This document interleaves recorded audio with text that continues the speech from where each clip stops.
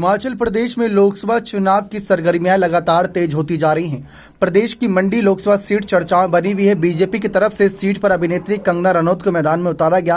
वहीं कांग्रेस की तरफ से जहां प्रदेश अध्यक्ष प्रतिभा सिंह को टिकट दिए जाने की चर्चा थी, लेकिन उनकी जगह उनके बेटे और पार्टी के विधायक विक्रमादित्य सिंह को टिकट दिया गया। विक्रमादित्य सिंह के नाम का ऐलान के बाद अब कंगना रनौत के लिए भी सीट पर मुकाबला खड़ा हो गया है। कांग्रेस की तरफ से मंडी लोकसभा सीट से प्रत्याशी घोषित करने के बाद कांग्रेस विधायक विक्रमादित्य सिंह की भी प्रतिक्रिया सामने आई। उन्होंने कंगना रनौत को लेकर कहा कि मैं उनका बहुत मान सम्मान करता हूं, लेकिन मेरा उनसे निवेदन है कि आरोप प्रत्यारोप लगाने से पहले आप आंकड़ों को ढंग से पढ़कर आइए। उन्होंने कहा कि हिंदू विरोधी होने की बातों से भारतीय जनता पार्टी के प्रत्याशी की दाल यहां नहीं गलने वाली। जितने बड़े वो हिंदू हैं, उससे बड़े हिंदू हम हैं। विक्रमादित्य सिंह ने कहा कि वह सार्वजनिक रैलियों में मुख्यमंत्री के खिलाफ जो आरोप लगा रही हैं, वहां वह बिना होमवर्क किए जा रही हैं। पहले इसकी गंभीरता को समझें। आपको सुबह कागज का एक टुकड़ा दिया जाता है और आप इसे जोर से पढ़ते हैं, यह सही नहीं है। कम से कम उन मुद्दों को पहले समझें कि आया क्यों है और क्यों नहीं आया, उसका क्या कारण है। कांग्रेस प्रत्याशी ने आगे कहा कि कुल्लू में जितने भी देव समाज के मंदिर हैं जो कुल्लू दशहरे के अंदर आते हैं, उनको अगर किसी ने नजराना देने की प्रथा शुरू की तो वो कांग्रेस पार्टी की सरकार थी।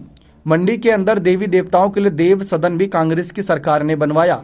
कुल्लू में देव सदन का निर्माण भी वीरभद्र सिंह की कांग्रेस सरकार ने करवाया।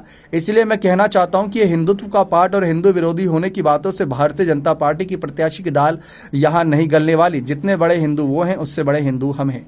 अब मंडी सीट पर लगातार सियासी माहौल बदलता देख भारतीय जनता पार्टी भी यहां पर कोई बड़ा फैसला ले सकती है। वैसे तो कंगना रनौत के समर्थन में लगातार प्रचार प्रसार में कई दिग्गज नेता जुटे हुए हैं, लेकिन मंडी लोकसभा सीट को हॉट सीट बना दिया है कांग्रेस और भाजपा के इन प्रत्याशियों ने।